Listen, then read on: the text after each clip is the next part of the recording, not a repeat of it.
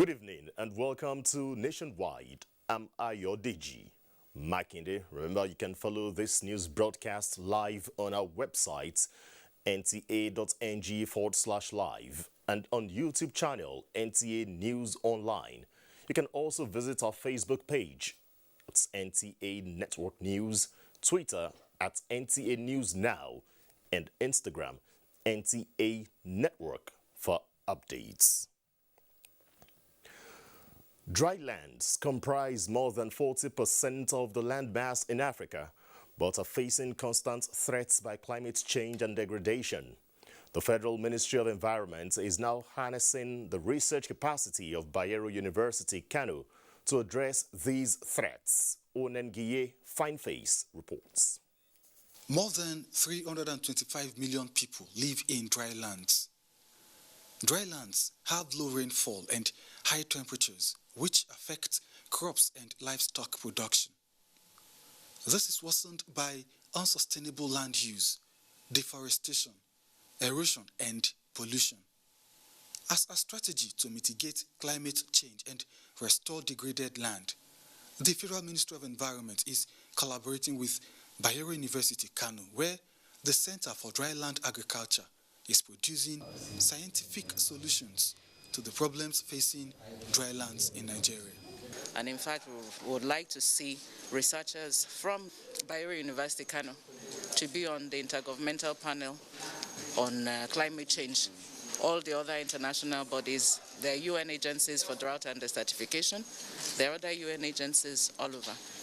We have enough researchers in Nigeria to be on those panels. So we'll be collaborating greatly with the university, and we'll be ordering a lot of the seedlings, like the date palm seedlings that we want to plant for our projects in the north. We'll be ordering from this university.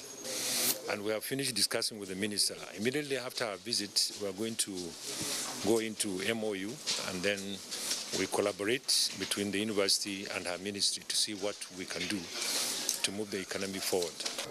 This collaboration is expected to mitigate climate extremes like drought and promote sustainable environments using appropriate technology from the university. Onengiye Fineface, NTA News. Engaging women and youth in different ways has been identified as a means of alleviating poverty and other social problems in the society. Minister of State, Labor and Empowerment, Festus Keyamo, disclosed this while distributing kits to 1,000 beneficiaries of federal government skill acquisition programs held in Daura. Sani Basiru reports. Poverty and unemployment are among the major causes of many social vices in the society, and this prompted the federal government to embrace means of empowering Nigerians, especially women and the teeming youths on different trades, to reduce the problems to the barest minimum. The 1,000 beneficiaries of the empowerment programs went through rigorous training on different trades in Kaduna State. I'm mandated to cater for unemployed Nigerians in all categories. Emir of Daura, Alhaji Umar Faruk Umar, commended President Muhammadu Buhari-led administration for initiating policies and programs aimed at alleviating poverty and unemployment among Nigerians. I appreciate the knowledge I acquired during the acquisition skills and the NGE program. We benefited a lot of knowledge from the computer. Minister of State, Labor and Employment Festus Keyamo and Minister of Transportation Rotimi Amechi spoke on the important steps taken by the federal government to address the problems of unemployment in Nigeria. This is the beginning. We are starting with 1,000 citizens of Katsina State. I hope they are great. I hope that they are able to use it. Even if they can't eradicate poverty, let them reduce poverty. From Daura, Sani Basiru, NTA News. In a related development, Governor Bala Muhammad of Bauchi State has continued to roll out his empowerment programs across local government areas of Bauchi State. Mahmoud Muhammad reports.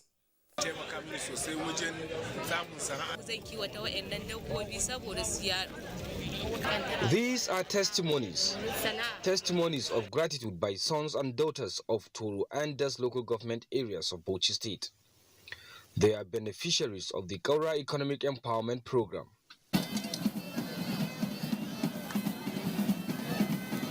500 in each of the LGAs. These beneficiaries receive sewing and grinding machines, cash, motorcycles and cars amongst other items based on comparative advantage. More than 500 beneficiaries will be given cash or implements worth over 70 million. As a leader, I always make a criticism of myself. What have I done to the local governments on the basis of equity and justice? What have I done on the basis of the state character? What have I done to the population on the basis of equity? With Toro Andas LGS concluded, 11,000 youths and women have so far been empowered in 12 local government areas. In Bauchi, Mahmoud Muhammad, NTA News. The newly deployed Commissioner of Police, Yobe State Command, Haruna Garba, has vowed to strengthen synergy between the command and other sister security in the renewed task of getting rid of crimes and criminal elements in the state. Yunusa Suleiman reports that the commissioner indicated this commitment while interacting with journalists at the command headquarters in Damaturu. Security experts have in many different fora emphasized the need for enhanced interagency collaboration for Nigeria to effectively tackle emerging security concerns. This perhaps explains the reason that the newly deployed Yobe State Commissioner of Police Haruna Garba, in a recent parley with journalists, says the command under his stewardship will enhance synergy with sister security agencies operating in the state. In tackling crime and criminality, the command under my watch will employ visibility policing, intelligence-led policing, and community policing. On rampant rape cases and gender-based violence, the CP pledges that his command will leave no stone unturned in tackling the menace so as to protect the dignity of the people, especially women and children, who usually fall victims of such acts. What we tend to do, we have been doing to stem the tide, is sensitization. He, however, appeals to the general public to always volunteer credible and actionable information to the police so as to serve them better, with the commitment of ensuring their fundamental rights as enshrined in the Constitution of the Federal Republic of Nigeria. In Damaturu, Yunusa Suleiman, NTA News. Nationwide continues in our Lagos studio with Adeola. Hello, Adeola. It's over to you. Thank you, Ayo. The Federal Operations Unit of the Nigeria Customs Service Zone A has intercepted more than 75,000 packs of tramadol with a street value of 3 billion naira. Although the owner of the warehouse where the items were seized is at large, the unit was still able to arrest 23 suspects in connection with various infractions. Michael Olaleye reports. The renewed strategies adopted by the Nigeria Customs Service to rid the country of smuggling activities is gradually paying off. This time, 75,492 packs of tramadol were discovered at a warehouse in Monkey Village in Kirikiri area of Lagos. The warehouse has been sealed, but the customs is still on the lookout for the owner. This is in addition to another set of expired drugs separately impounded. As a matter of fact, from this diclofenac sodium 50 milligram with caffeine 50 milligram has the capacity of treating eight different ailments. But it expired since May 2019. And now, all they needed to do was to just remove the package, rebrand, and extend the lifespan. Then Nigerians will start buying this and be complaining of, hey, this one is wrong with me, this one is wrong with nobody we know. It has become extremely impossible for the customs to record any seizure without bags of rice. But the tactics employed to conceal 1,000 bags out of the 9,697 seized within 3 weeks beats the imagination of the customs. 1,000 bags were shared and concealed among bags of cement across 10 trailers. Bakpa side, you know, they leave cement around that side. So all they needed to do was to just arrange. When they ferry them in with their motorcycles, they will heap them somewhere. Then they start loading like this. Other items seized include 195 bales of second-hand clothing, 17 used vehicles and tires. Within this same period, 5 suspects have been given administrative bail out of the 23 arrested, while 18 are still in custody. In Lagos, Michael Olaleye, NT News. For the first time, the Nigerian constitution has been translated into 3 major indigenous languages, and this is expected to aid legislative decisions that will benefit all Nigerians. The unity document, facilitated by the Prince Ade Ajayi Foundation and Center for Constitutional Literacy and Civic Education, was presented to the public in Lagos. Hingino John Adams reports. The founding fathers of democracy in Nigeria and constitutional governance derive its power from the people and governance from a set of rules and laws known as the Constitution. A proper understanding of the provisions in the Constitution, citizens' rights, and their role to nation building therefore became critical to making meaningful contributions to the Nigerian project.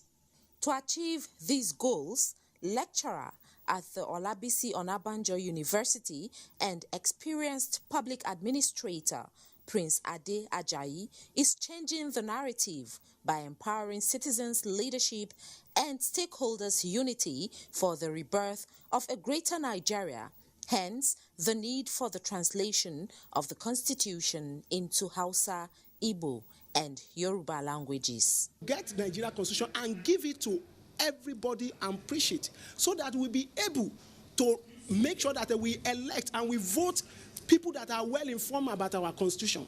The transcribed Constitution was unveiled alongside the book titled I Love My Country, Nigeria, Understanding Her Government, Politics and Culture. A lot of Nigerians will talk about their rights only, forgetting that they too have obligations to the government and to Nigeria as a nation. You get contribution from even a pepper seller on the street because he or she can have access to the Constitution. If you don't know even the Constitution, the content of the Constitution of the country, how do you talk about your rights? The Alaafin of Oyo described the book as apt. This is an opportunity for outside people to read the Constitution of Nigeria. People read it and come to the decision whether the Constitution is possible or not. Over 500,000 Nigerians have been empowered through the movement by adding their voices to achieving a greater Nigeria. In Lagos, Hingino John Adams, NTA News.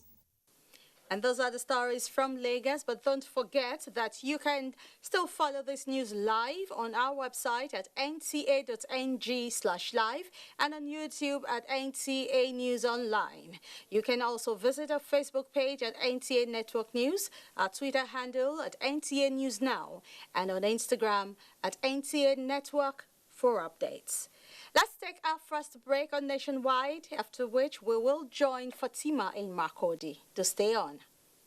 The 157-kilometer Lagos-Ibadan Railway is the first double-track standard gauge railway to be built in West Africa.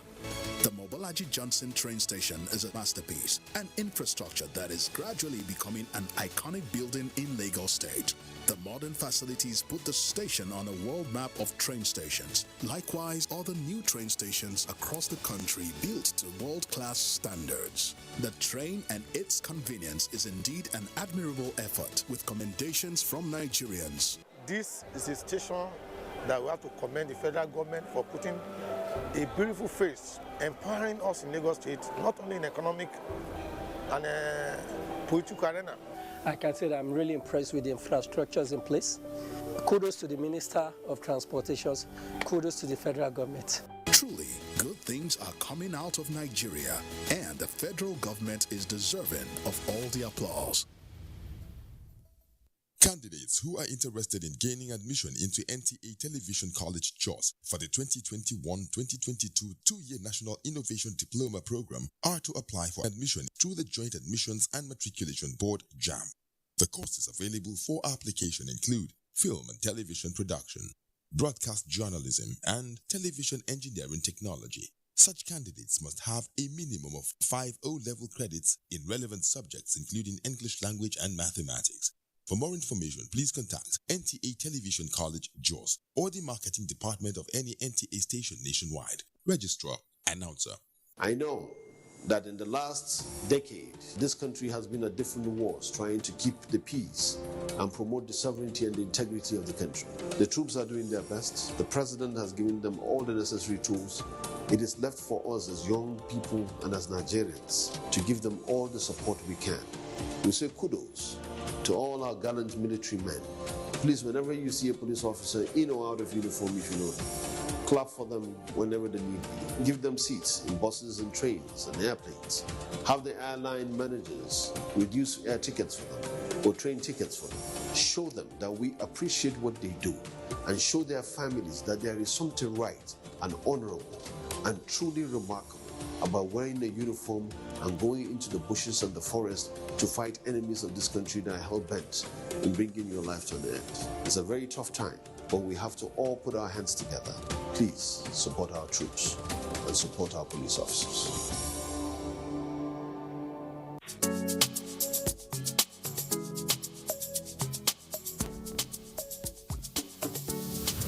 History is history, so either you know it or you don't. My advice to the younger generation is that they should learn from what we have started and what we have left. I did things that ordinarily I should not have been doing. What that meant was that I was working hard. Whatever assignment you are given in life, put in your best. The military years were a disaster. Smoldering effects of all that is what we are trying to cure.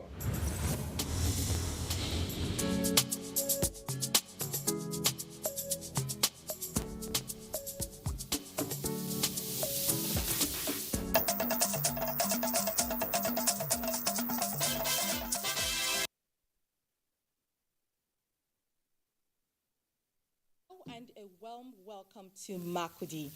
The Minister of Special Duties and Intergovernmental Affairs, Senator George Akume, says the observable achievement of President Muhammadu Buhari, guided by the ruling All Progressive Congress Party APC, has continued to draw members from the opposition parties, saying the party will build on its development vision for the country. Senator George Akume stated this at Adikpo Kwande local government area of Benue State while welcoming hundreds of people that defected into APC. Elias Itia reports that the APC leader in the state assured them of equal opportunities for all.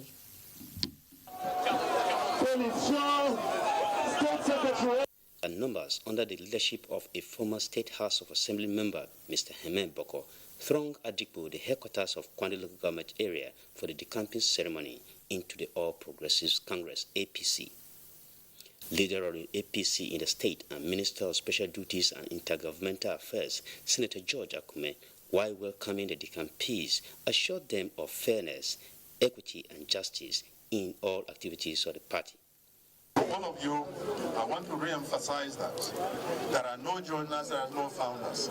Those of us who started, left the doors open for all of you who would decide to come. You have the rights and privileges, the same rights and privileges that I have.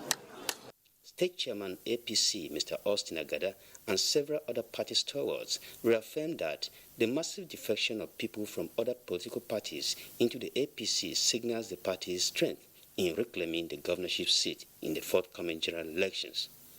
So the people of Benue are happy with the APC.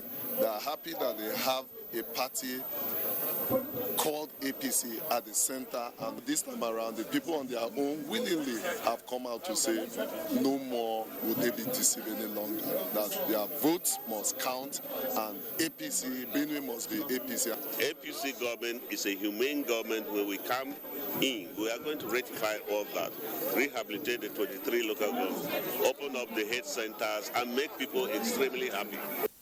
The decamping ceremonies continue in other local government areas of the state.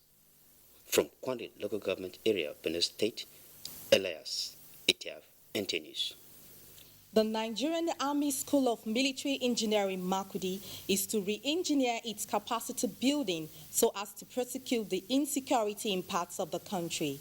Force Commander Operation Wellstroke in Makurdi, Major General Kelvin Aligbe stated this at the annual West African Social Activities, WASA, where military personnel unwind with their civil population to mark the end of military operations each year. Ashezi Gopab reports that different cultural groups thrilled the audience. WASA, which is held annually by various army formations and commands across the country, is a social event which gives personnel of the Nigerian military a home feeling, despite being away from their homeland. It also provides a platform to showcase national heritage and patriotism above religious, ethnic, and social sentiments. The piece by the National Youth Service Corps, NYSC, on the Bleeding Nigeria summarizes the need for every Nigerian to contribute to the building of the country. Nigeria will continue to arise. Ladies and gentlemen, right now I present. Several traditional troops representing various ethnic groups displayed their cultural heritage. There was a tug of war between soldiers' wives and female corps members, fashion parade, as well as several other competitions in a bid to relax and foster unity among them.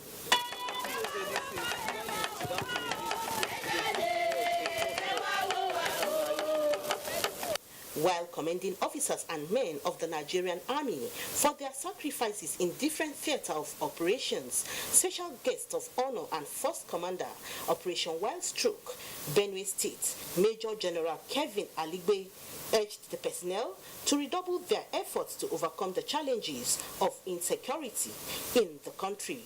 We are going to continue to sustain whatever we achieved during that Yuletide period, and to ensure that every citizen of this country is safe. The West African Social Activities, WASA, is an age-long tradition which started during the days of West African Volunteer Force, bringing personnel of the Nigerian military, their families and friends to socialize from the usual barrack tradition of regimentation, as well as to foster unity and promote civil-military relationship. In Makurdi, Ashezi Gopep, NTA News. And that's it from Makurdi. Nationwide continues in Abuja with Ayo Deji. Thanks, Fatima, in our Makurdi Network Center. Moving on, over 22,160 kilograms of illicit substances have been seized in a sting operation conducted in 8 states by operatives of the National Drug Law Enforcement Agency, NDLEA. These substances are identified as codeine syrups, methamphetamine, loud, and cannabis sativa, among others, believed to have fueled a lot of criminal activities in the country. 29 suspects were arrested in connection with the crime, as well as 268 debit cards seized from one of the suspects. Meanwhile, NDLEA says it has destroyed 3 hectares of 4 dry season cannabis farms in Igbogiri forests in Edo State. The influx of internally displaced persons into various camps, particularly that of Gwada Central Primary School, has been described as overwhelming. The increase in the number of IDPs, the management of camp says, is as a result of recent terrorist attacks on some communities in Shiroro and Munya local government areas of Niger State. Let's join Abubakar Wowo for the details. The recent terrorist attacks on some communities in Shororo and Munya local government areas of Niger State, which claimed several lives, including that of some members of Joint Security Task Force, has also left thousands of people homeless. The pitiable sight of villagers looking for places of abode in the neighboring villages and towns call for concern, just as many of them have now found a safe haven at the premises of a government-owned school turned IDP camp, which is now overcrowded. No any food, even the clothes self, we have not. They burn our houses. That is why we are here. All our food that we get, the burn is all. Maybe small suffering when we the suffer. In the morning and evening, we not cry, we cry. Before now, we have about 444 IDPs, but now we have about 3,460 as of yesterday. The donation of food items by a non-governmental organization, Victim Support Fund, is said to have come at the nick of the time, particularly with the influx of persons recently displaced, which means there are more mouths to feed. We have the rest we are taking to Kontagora, to Rijau, and that whole angle, about 4 local governments there, because they are also suffering. Niger State Governor represented at the symbolic presentation of the food items to the IDPs, appreciated the Victim Support Fund for the humanitarian gesture. He has directed the Niger State Emergency Management Agency to carry out the inventory of those that were displaced, newly displaced, so that at the end of the day we'll be able to give them the needed thing. As at the time of filing in this report, the IDPs are still trooping to the Goda camp. Mokhtar Wowo, NTA News. Following the success of the Made in Nigeria International Partnership Forum in Paris late last year, a documentary will be showing daily on different television networks in Nigeria from Monday, February 7, 2022 to Friday, 11th February 2022. And the Nigerian Television Authority, the NTA, will transmit it at 8 p.m. And Obehi is standing by in our Benin Network Center for more reports on Nationwide. It's over to you, Obehi. Thank you, Ayodeji, and welcome to Benin.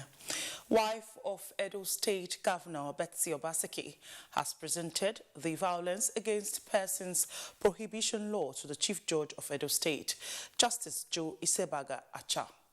Betsy Obaseki, while making the presentation, urged the judiciary to ensure full implementation of the law. Elizabeth Omoko reports. The high rate of gender-based violence has become worrisome and quite unsettling to come to terms with. Apart from the general discrimination, women have to contend with being abused and battered. It is to protect the cause of these vulnerable that the wife of the governor is here to present copies of the Violence Against Persons Prohibition Law to the Chief Judge. As a tool to help them carry out their duties in this regard. Betsy Obaseki sees the collaborative effort of the judiciary in ending the war against gender-based violence. For the Chief Judge, the effort of the governor's wife in fighting against gender-based violence in the state is commendable. He says the judiciary is in the process of drafting practice direction for the implementation of the law. I want to thank the First Lady for your commitment, your concern for the welfare of the less privileged in our society, particularly the vulnerable ones, which this law seeks to protect.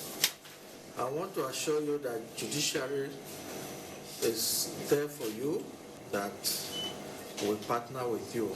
Edo State government had signed the provision of the Violence Against Persons Prohibition Law 2021. In Benin, Elizabeth Omako, NTA News. Infrastructure development and provision of social amenities are aimed at creating the enabling environment for learning and acquisition of vocational skills. Paul Omokago reports that even with the availability of these amenities to some extent, the challenge of street begging and out-of-school children in Nigeria has not been eliminated. What are the factors? He has experts' opinion on this. Statistics of out-of-school children and street begging vary from state to state. The menace has been frontally tackled by some states, particularly in the southern part of the country, with the introduction of free and compulsory education at 2 levels, primary and secondary. With constitutional provisions for free association, movement and migration from different regions within Nigeria, many states still grapple with the challenge, especially against the background of insecurity, which has led to an increasing population of internally displaced persons. Efe Shima is a social activist and consultant. He is of the opinion that public-spirited Nigerians should lend a hand by sponsoring children of the less privileged up to secondary school level. I've had the opportunity and time to intervene on several occasions. You see all these boys during school hours, they're doing conductor work, selling the markets. From them, they find themselves into crime. We have social welfare. That's why they are there. They are the ones that should fix the problem. A legal practitioner in Benin underscored the need for policies with requisite legal framework. The visitor or even resident see them menacing people, trespassing in the name of begging, in the name of soliciting for favors. We paint the city in bad lights. There are also those who are suggesting a well-defined educational policy applicable everywhere across the entire country. In Benin, Paul Omokago, NTA News. And that's it from Benin Network Center. Right after this break, Nationwide continues from our Jos Network Center. Good afternoon. The ever-busy ancient city of Onitsha is a commercial hub with millions of commuters seamlessly linking other states daily for business, leisure, and other purposes. To upscale its road network, the construction of a 1.6-kilometer-long second Niger bridge, including a 10.3-kilometer highway furnished with other infrastructure, has been in motion by the federal government. This project will ease congestion on the existing 56-year-old Onitsha bridge and boost the economic capacity of the state as it easily connects to other parts of the country. The completion of the world-class second Niger bridge Onitsha will be one of the many proud moments of the state, its people, Nigerians, and foreign investors. Onitsha, which hosts the largest market in Africa, is geared up to boast of an impressive road network. Once again, these moments are made alive by the federal government, and it is deserving of all the applause. Contemporary times require practical skills to remain competitive and relevant in your organization. Therefore, take advantage of NTA TV College Short Proficiency courses to sharpen your professional skills. Computer Appreciation for Media Practitioners. Date 21st February to 28th February 2022. 1 week. English Grammar and Pronunciation for Broadcasters. Date 1st March to 25th March. 4 weeks. Administrative Principles, Processes and Practices. Date 11th March to 31st March 2022. 4 weeks. Modern Trends in Broadcast Media Marketing. Date 14th March to 13th April 2022. 4 weeks. Basic Broadcast Accounting and Auditing. Date 4th April to 19th April 2022. 2 weeks. The course fee for the 1 week course is 100,000 Naira per participant. The fee for the 2 week course is 150,000 Naira, while the course fee for the 4 week course is 180,000 Naira only, accommodation inclusive. The venue for all courses is the serene and secure environment of NTA TV College, near Old Government House, Rayfield, Jos. For more inquiries, please call 0803-314-4383 or 0806-980-9807. NTA TV College, training you to be the best you want to be. From dusk to dawn, 24 hours a day, NTA International is with you. In your living room, office, and everywhere, anywhere. We provide the company you desire in terms of balanced and up-to-date news, programs, and the best of entertainment.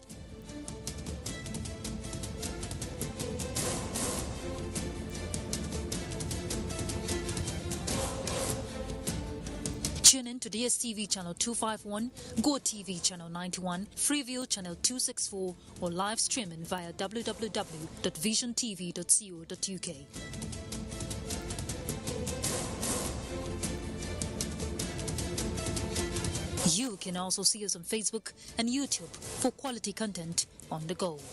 NTA International, Africa's window to the world.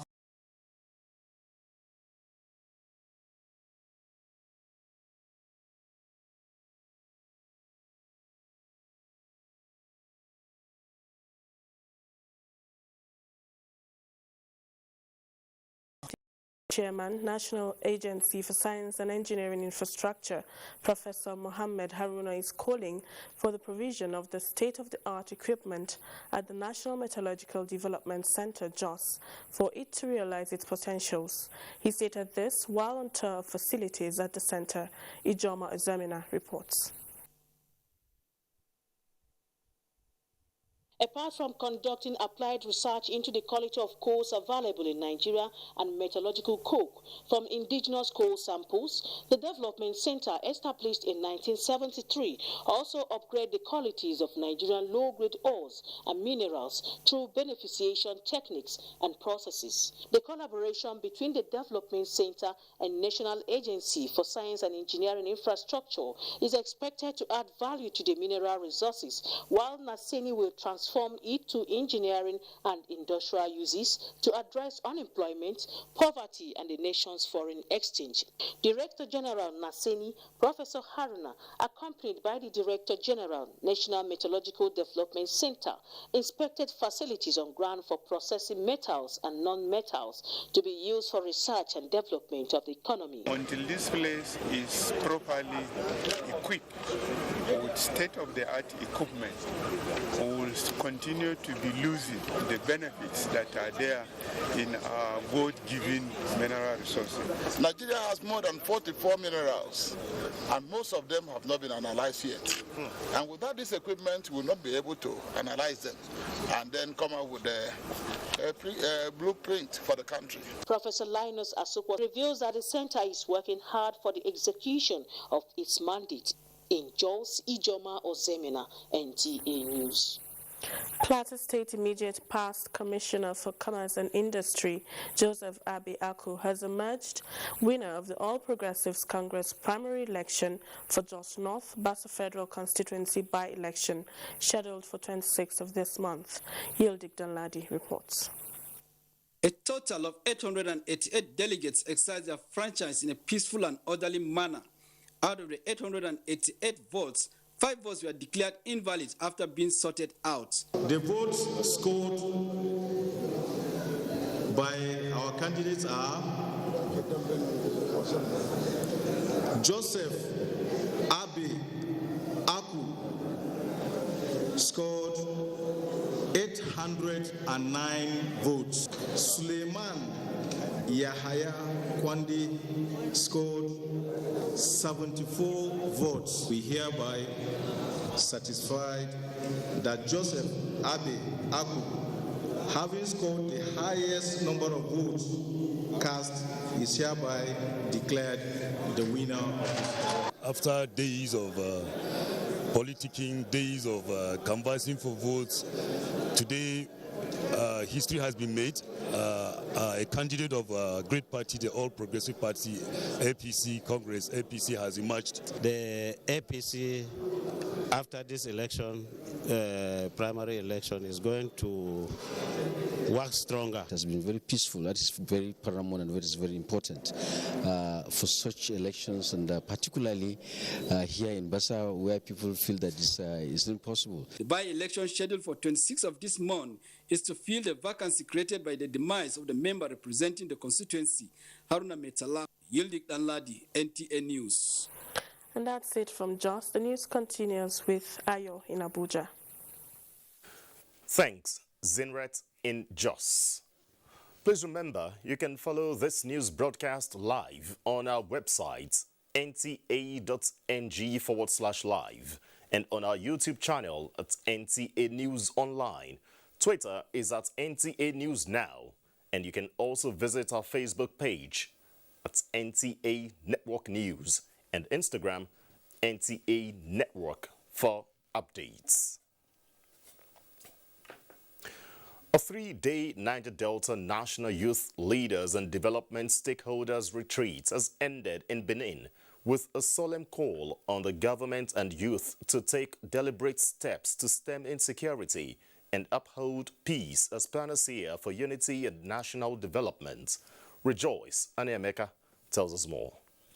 It was the 8th in the series of the Niger Delta National Youth Leaders and Development Stakeholders Forum. The program had the theme, Peace, Security and Development in the Niger Delta. In attendance for this year's edition were key development stakeholders. It featured an online workshop and lecture on security of the Niger Delta. We must address insecurity in the state, in Niger Delta, in Nigeria. And it's solely the responsibility of the government. If the government wants the law to work today, starting from tomorrow morning, everything will change. There was also the presentation of Peace Builders Award to deserving individuals, of which some were received by representatives. The peace building activity we've been doing is through training of the youth, training them in skills, soft skills that can empower them at the same time to become something useful in the society. Both representatives of the President, National Youth Council of Nigeria and Minister of State Petroleum Resources articulated challenges youth face. What will appeal to government? Because they cannot employ everybody, they should create the enabling environment for you to engage themselves. Once we have internet, we should browse more for opportunities. This country is fertile with opportunities for youths. Niger Delta National Youth Leaders and Development Stakeholders Forum started in 2009. In Benin, Rejoice Aniemeka, NTA News. Cross River State's Governor, Professor Ben Ayade, is of the view that the completion of the Bakassi Deep Sea Port is instrumental to and will serve as the easiest maritime corridor to export the huge mineral resources in the country. Correspondent Paul Abel reports. The Bakassi Deep Sea Port is one of the key signature projects of Governor Ben Ayade, and though several approvals have been granted by the coordinating federal ministry, the final approval by the president is yet to be signed. We have 3 billion tons of iron ore under your soil, and your greatest challenge is access to a maritime corridor. Calabar presents a perfect opportunity. Whether you're coming from America, and Calabar becomes your first entry point into Nigeria, no matter where you're shipping from. The question is, what will be the fate of Bakassi Deep Sea Port come 2023? Only time will tell. In Calabar, Paul Abel, NTA News. The Nigeria Center for Disease Control has confirmed 145 new cases of COVID-19 in the country. The breakdown shows that Imo State has 65, Lagos 36, and Ondo 20. Others are Kano, Osun and Rivers with 6 cases each, while the FCT posted 3 cases. The tally is completed by Delta, Kaduna, and Ogun states with 1 new case each. With these new figures, Nigeria now has 253,685 confirmed cases of COVID-19. Of this number, 230,126 were treated and discharged, while 3,139 have so far died of the virus. 2 new improved varieties of wheat have emerged as products of agricultural biotechnology research and are expected to boost production to meet the high demand of consumption of cereal. This development, with the support of the Lake Chad Research Institute Maiduguri, is already being harnessed for cropping by wheat farmers in not without challenges that stand in the way of large-scale commercial production. Murjannatu Hassan completes the report. Before the Boko Haram insurgency, Borno was a hub For large-scale wheat production, at the Chad Basin Development Authority's thousands of hectares of cultivable land in the Lake Chad area. With increasing demand for wheat products, especially macaroni, spaghetti, semolina, and bakery items, the Lake Chad Research Institute Maiduguri has released the 2 improved varieties of wheat seeds for trials in several farming areas. The 2 wheat varieties, durum wheat, MBA Maja, and Alta 84, are expected to bridge the gap of cereal production from 5 to 50% to meet the annual consumption rate of over 4.7 metric tons in the north alone. The first durum wheat that are released in Nigeria is these 2 that we released this year, and they are MBA Maja. That is the one of the durum wheat. The other one is Alta 84. We have covered both the rain-fed and irrigated in terms of bread wheat. Here in Borno State, the production locations are in Jere, that is Jabarmari, and Kondega local government, and in the southern part of the state, in Biu, Shani, and Bayo. These are the locations where farmers popularly grow these popular varieties of the institute. The 2 wheat varieties with the capacity to enhance total farming system in the northeast are faced by the challenge of the Boko Haram insurgency, limited extension services, and farming tools. Farmers and other stakeholders in the cereal production lament the abandoning of agricultural practice, especially in Marte and other stable lands suitable for large-scale wheat cultivation in the Lake Chad area. We always get our seeds from Lake Chad. So we believe that if they have it, they will give us. The Lake Chad Research Institute's training of farmers on modern techniques and post-insurgency recovery programs will no doubt raise prospects for a quantum leap in cereals production. In Maiduguri, Murjanatu Hassan, NTA News. Just a quick reminder that you can follow this news broadcast live on our website www.nta.ng/live and on our YouTube channel at NTA News Online. Also, you can visit our Facebook page at NTA Network News. Twitter is at NTA News Now, and Instagram is at NTA Network for updates. The recent federal government's intervention in wheat production through the provision of 13,000 metric tons of improved and heat-resistant seed for local farmers by the Central Bank of Nigeria is raising hope of boosting sufficiency in the produce in the country. In this report, Victoria Olabode examines the impact of the turnaround efforts of government in the sector for both users and consumers of these confectionery ingredients. Wheat derivatives have currently become an option of staple more Nigerian households consume to meet their dietary needs than ever before, owing to the higher prices of other major locally grown crops. Key staple foods such as semolina, bread, noodles, pasta, among others, are produced from wheat and form a regular part of meals in most urban and rural households across the country. Over 95% of the wheat we use in Nigeria is imported, meaning Nigeria grows less than 0.5% of what we use in Nigeria. Was ranked at number 15 in the importation of wheat in Nigeria, and that also has got a lot of almost 2 billion in terms of FX. Processors of wheat and producers of flour and confectionaries enumerated challenges faced as alternatives are not readily available. And there's this project they're doing on seed multiplication, because that is the greatest challenge of wheat farming in Nigeria.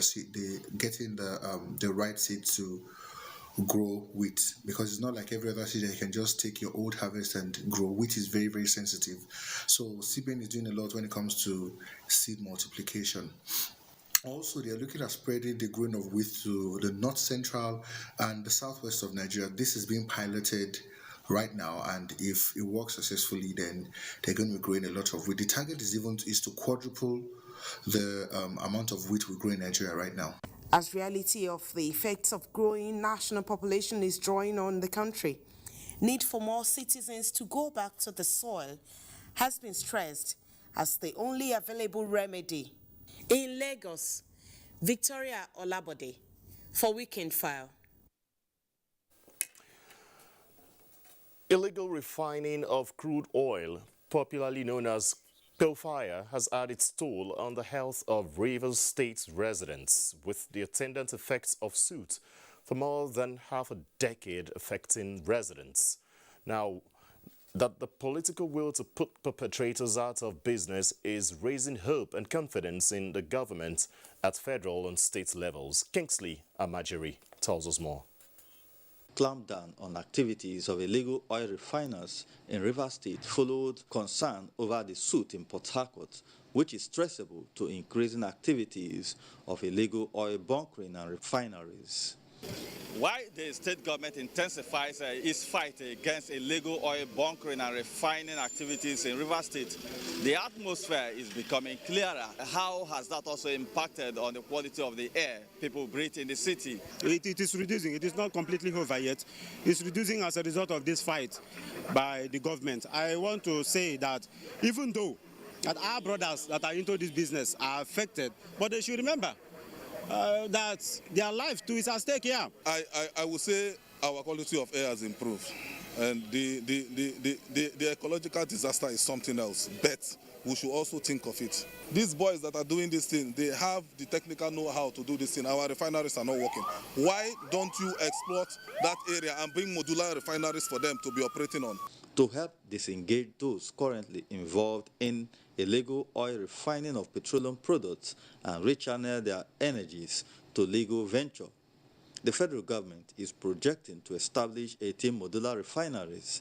We have some illegal refinery activities that has also led to environmental pollution in terms of soot, which we are all experiencing here in Rivers State. So I think that this modular refinery is a way to go in order to curb those practices. Participants to be engaged in the modular refineries are expected to be trained and their activities regulated to conform with industrial best standards.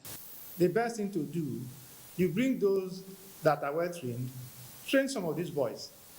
They can fit in. There are a lot of things people can do. Go to the refinery today. It's not everybody that went to the university at the refinery. There are a lot of things people can do that can help in the system. Some experts in the industry want private entrepreneurs to be incorporated with the process liberalized to open up investments in the midstream and downstream sector of the petroleum industry. In Port Harcourt, Kingsley Amajiri, NTA News. Reports just reaching us now says Nigeria and Ethiopia have resolved to spearhead efforts at achieving sustainable peace, stability and democratic order on the African continent for a prosperous future. This came to the fore at a high-level engagement between President Muhammadu Buhari and the Prime Minister of Ethiopia, Abiy Ahmed, on the margins of the ongoing African Union Summit in Addis Ababa. State House correspondent Adamu Sambu has the details. During the high-level meeting, President Muhammadu Buhari and the Ethiopian Prime Minister critically analyzed the prevailing situation in Africa, especially the unconstitutional changes of government, which they described as a disastrous wave that has been sweeping recently in parts of the continent. The two leaders are worried that the resurgence of coup d'etats, coupled with the unresolved conflicts and other security challenges, can only undermine efforts at achieving the desired progress on the continent. This is a situation, a critical situation for Africa, a crossroads that requires leadership, good, solid leadership, and that it was really the responsibility of the big countries on the continent to now step up and provide that leadership for the whole continent. And so they are looking at how to come together, a few countries, to deliver that leadership. The Ethiopian Prime Minister also used the opportunity to thank President Muhammadu Buhari. for Nigeria's support to his country during its trying times recently and efforts at restoring normalcy. The president really expressed his gratitude and believes that Mr. President's role and support and encouragement have been absolutely crucial to stabilizing the situation here in Ethiopia. The president welcomed the direction in which things are now going and the big effort to unite such a big country. He compares it to Nigeria, the diversity and the size of Ethiopia, and the effort to keep it as one and to deliver real development and prosperity for the people of this country. Nigeria and Ethiopia, Africa's leading countries demographically, have long-standing and robust bilateral relations spanning decades. Both President Muhammadu Buhari and Prime Minister Abiy Ahmed, however, believe that opportunities abound for expansion in critical economic sectors towards enhancing mutual progress and prosperity. In the meantime, President Muhammadu Buhari formally received a comprehensive briefing on the coup attempt to oust President Umaru Sissoco Embalo of Guinea-Bissau, which was aborted by loyal forces. This was when he granted audience to the Minister of Foreign Affairs of Guinea-Bissau, Suzy Basosa, who is representing President Umaru Sissoco Embalo at the ongoing AU summit in Ethiopia. The Foreign Affairs Minister of Guinea-Bissau came to deliver a message from the President of Guinea-Bissau and essentially to provide Mr. President with the details of what transpired during the attempted coup d'etat. He was shown pictures, the deaths and the destruction that occurred, and sympathized and promised to together with his Chief of Defense Staff and others to look at what Nigeria can do to help to support and stabilize the democratic system in Guinea-Bissau so they don't go back to the situation they had, in the last 15 years. Guinea-Bissau's Foreign Minister Suzy Basosa had told President Muhammadu Buhari that the coup planners who attempted to kill President Umaru Sissoco Embalo destroyed the presidential palace with bazookas, as a result of which 11 young people paid the supreme price. The restoration of order, she said, took about 5 hours. From Addis Ababa, Ethiopia, Adamu Sambu, NTA News. And that's nationwide. We thank you for watching. I'm Ayo Deji. Makinde, please remember to connect with the NTA and stand against rape and rapists. Good evening.